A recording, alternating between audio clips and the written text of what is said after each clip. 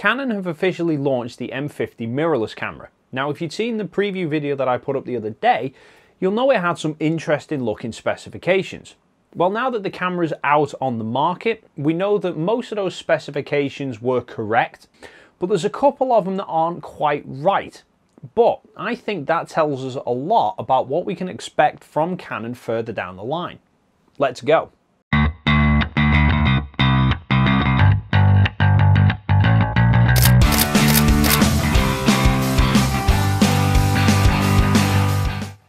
So pretty much all the specifications that were rumoured were correct, but there's a couple of them that aren't quite what we'd hoped for. So the first one's a niggly little one in the silent shooting mode. Now this is the first camera that Canon have released that makes use of an electronic shutter. Plenty of other manufacturers out there offer cameras with electronic shutters, the advantage being that they make absolutely no noise. Even a mechanical shutter in a silent shooting mode will have a small amount of noise come from it. With an electronic shutter, there is absolutely no moving parts, so the camera makes no noise whatsoever. Canon advertised the M50 as having this electronic shutter, and it does have it. However, from what I have seen, it's only actually available in automatic, which kind of makes it a bit pointless.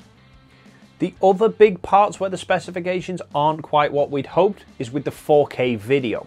Now, a lot of people, myself included, were quite impressed that this thing was slated to have 4K video. There is two big problems with it, however. Firstly, while the dual pixel autofocus in the camera has been improved and now looks to be the best iteration of dual pixel on any of the Canon cameras, it seems you can use the dual pixel autofocus at 720 and 120 frames a second and at full HD at 60 frames a second. But you can't use dual pixel autofocus in 4K shooting. You can only use contrast detection, which isn't going to be anywhere near as quick. And Canon also seem to have taken the same approach with the 4K video in the M50 that they did with the 5D4 and the 1DX Mark II, in that they don't use a full sensor readout, they are only reading from the center 8 megapixels. Which means that if you are shooting 4K video, you get an additional 1.6 times crop factor over the already existing 1.6 times crop factor from using an APS-C camera. And that crop factor is exacerbated even more if you are using the in-body stabilization, because it goes from 1.6 to 1.7. Which means if you're trying to video in 4K with in-body stabilization, you've got your normal 1.6 crop factor from an APS-C and then an additional 1.7 crop factor on top of that. So say for example you're trying to shoot a vlog with the 11 to 22mm. At 11mm, naturally on that camera, the lens appears like a 16-17mm lens in a 35mm equivalent. Add a 1.7 times crop factor on top of that, and you're now looking at what looks more like a 30mm lens. So anyone who was hoping to get this camera for vlogging in 4K is probably not going to be any use to you. So what promised to be an excellent camera for video at a really good price and could potentially start to take the fight to Sony hasn't appeared the way we'd hoped. But at the end of the day, we can't really be surprised that Canon have done this because it's just what Canon do. But I do think we can learn from what they've done with the M50 and work out what they're going to do within the next kind of 12 months or so. Because there's no question that the specifications of the M50 do appear very close to the M5, which is supposed to sit above it in Canon's lineup. But the M5's been out for a couple of years, so we're probably going to see a replacement for that coming out very soon. A few of you commented on my preview video saying that the M50 is probably Canon using it as a test bed for features that we're going to see in future cameras, and I do think you are spot on. I think we'll see an M5 Mark II come out in the near future that is probably going to have all the features we'd hoped were on the M50 built into it. If we look back, Canon have done the same sort of thing before in purposely withholding features. For example, the 7D Mark II was Canon's first camera to have 1080p at 60 frames a second. However, the dual pixel autofocus didn't work with that either.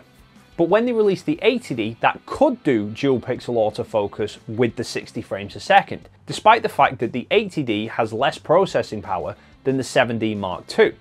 So it's obviously not a question of the 7D Mark II not being able to do it, it's that Canon chose not to let it do it. So I think this lack of 4K dual pixel in the M50 is an intentional move by Canon so that it gives people an incentive to buy the M5 Mark II over the M50. Same with the electronic shutter. The M50 has an electronic shutter, but it can only be used in automatic. I think we'll see the electronic shutter in an M5 Mark II, and I think that will be available whenever we want it. In terms of the 4K crop, I really hope this is an intentional marketing move by Canon to persuade people that if they really want 4K video, not to go with the cheaper M50 and to wait for the M5 Mark II. Otherwise, it would suggest Canon can't actually manage full sensor readout, which is disturbing. So I certainly think this is Canon's way of testing the new features, such as the eye detection autofocus and the new improved dual pixel, and hopefully we'll see all of those and more in an M5 Mark II. Now the current M5 is very similar to the 80D in terms of specifications, and both of these cameras were released in the same sort of time period. So both of these are due for an update. So if both of these cameras currently have the same sort of specifications and they both are due an update, are we going to see a 90D around the same sort of time as an M5 Mark II? And will they have similar specifications? This all harks back to a video I did a few weeks ago about what I think the 90D is going to have in terms of specifications, of which I do think it will have 4K video. I hope to God it does not have a crop. No doubt now it will have this new improved dual pixel autofocus. I also talked about the rumours of a new 30 megapixel sensor that's supposed to be coming into a new Canon APS-C camera, which I think we are going to see as the 90D. Well, if that's the case, I think it would also be out in the M5 Mark II. This rumour could also be backed up further following the M50's release, because the M50 has saw the introduction of a new CR3 file format, which is supposed to give you exactly the same image as a CR2, but with about 30 or 40% reduction in file size. Which means that the 90D and M5 Mark II probably could handle 30 megapixel files very easily using a CR3 format. In terms of when, I think we'll probably see these two cameras announced sometime either late on this year or early next year, but within the next sort of 12 months or so. But what do you make of this new M50? Is it an appealing camera to you? Or are the 4K restrictions making it a deal breaker? Are you going to wait for the M5 Mark II or the 90D instead? Leave your comment down below and I will see you in the next video.